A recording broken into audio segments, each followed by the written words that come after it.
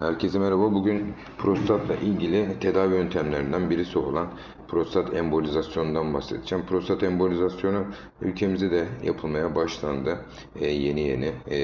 Dünyada da yapılıyor. Yani sadece damardan girilerek yapılan bir yöntem. Daha non-invazif gibi bir yöntem de olsa aslında komplikasyonlarını görmeye başladık. Tüm dünyada görüyoruz.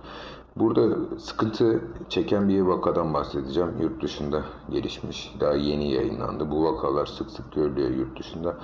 Paylaşılıyor tabii bilimsel ortamlarda.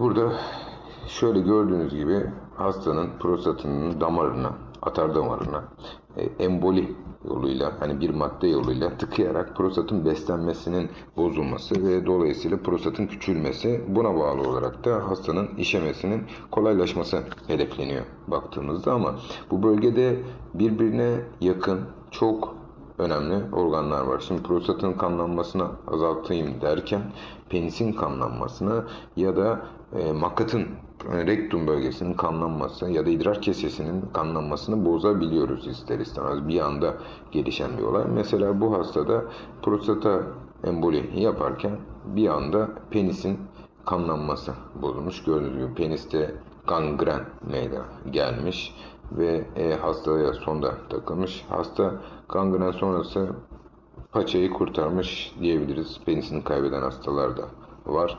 Ama ne yazık ki hasta iyileştikten sonra yaklaşık 2 ay sonra erektil fonksiyonlarını, yani ereksiyonla, cinsellikle ilgili fonksiyonlarını tamamen kaybetmiş. Tabii bu istemediğimiz olaylar. Neden?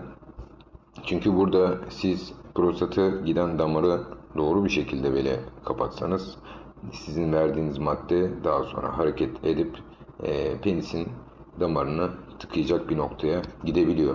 Kontrolü oldukça sıkıntı oluşturabiliyor. Her hasta böyle şanslı olmayabiliyor.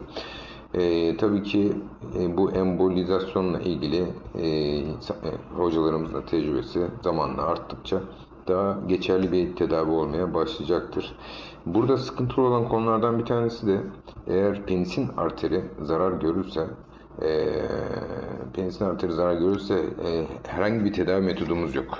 Yani bu bölgede hastanın penisinin kanlanmasını sağlayacak, tekrar damardan girip o tıkadığımız maddeyi ortadan kaldıracak bir tedavimiz yok yani.